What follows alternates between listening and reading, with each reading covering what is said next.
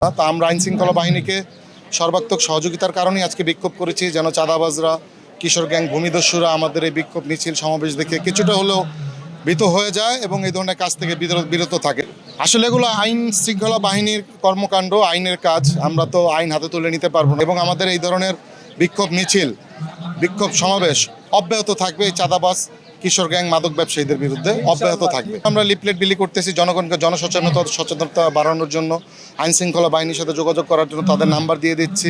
Even কি আমাদের নাম্বারও দিচ্ছি। আমাদের সাথে যোগাযোগ করলেও আমরা সাথে সাথে আইন শৃঙ্খলা বাহিনীকে সাথে নিয়ে এসে এই মাদক ব্যবসা এবং কিশোর গ্যাং, ভূমিদস্যু, চাঁদাবাজদের বিরুদ্ধে সমন্বিত একটি পদক্ষেপ নিতেছি। এবং এটা কন্টিনিউ হচ্ছে। আসলে আমাদের এই আদাবর এলাকা, নামা এলাকাটা অত্যন্ত সহিংস এলাকা, সহিংস প্রবণ এলাকা। এখানে কিশোর গ্যাং এবং কিশোর গ্যাংদের মাদক বাণিজ্য নিয়ে প্রায় সময়ই এখানে হানাহানি হচ্ছে, প্রায় সময় এখানে জীবনহানি হচ্ছে, অঙ্গহানি হচ্ছে। সেটার বিরুদ্ধে আজকে আমাদের যুবদল, ছাত্রদল, স্বেচ্ছাসেবক দল এবং আদাবর থানা তথা 30 নম্বর ওয়ার্ড সর্বস্তরের জনগণের আজকের এই বিক্ষোভ ছিল।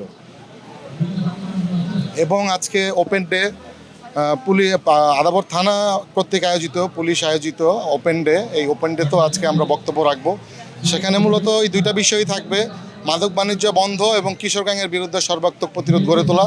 জনগণ এবং পুলিশ সম্মিলিতভাবে আসলে আমরা এটা দমন করতে চাই, যে কারণে আজকে একটি বিক্ষোভ হয়েছে এবং পাশাপাশি একটা সমাবেশও হচ্ছে। আপনি জানেন আমাদের আদাবরের 30 নং ওয়ার্ড এবং 100 নং ওয়ার্ডটাই আমাদের এই এলাকার। 100 নং হলো সাংগঠনিক ওয়ার্ড আর 30 নং ওয়ার্ড হলো আমাদের রাজনৈতিক ওয়ার্ড। তো আমাদের এইখানে আপনি মনে হয় জানেন অবশ্যই 5 আগস্টের পরে আমাদের এখানে ব্যাপক পরিমাণ আপনার কিশোর গ্যাং, চাঁদাবাজ, মাদকের একটা আঁকড়া ছিল। এবং ওই সময় তৎকালীন আমাদের যে ওসি সাহেব ছিল মাহফুজ আলম সাহেব, এবং তারপর ঝাকারিয়া সাহেব, তারপর হলো জিয়াউর রহমান সাহেব, এই তিনজনই মূলত জানে, অবগত এই অঞ্চলটার বিষয়ে। আমাদের বর্তমান যে ওসি সাহেব, জাহিদ সাহেব আছে, উনি হয়তো ততটা অবগত নয়।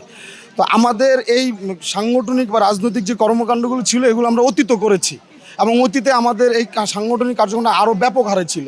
আমরা তখন প্রায় এক সপ্তাহে 4-5টা প্রোগ্রামও করেছি। লিফলেট বলেন, বিক্ষোভ বলেন, সমাবেশ বলেন, এবং ঘরে ঘরে গিয়েও আমরা বলেছি যে আপনারা যদি এই ধরনের কর্মকাণ্ড কাউকে দেখেন আমাদেরকে জানাবেন, তথা প্রশাসনকেও জানাবেন, পাশাপাশি আমাদেরকেও জানাবেন।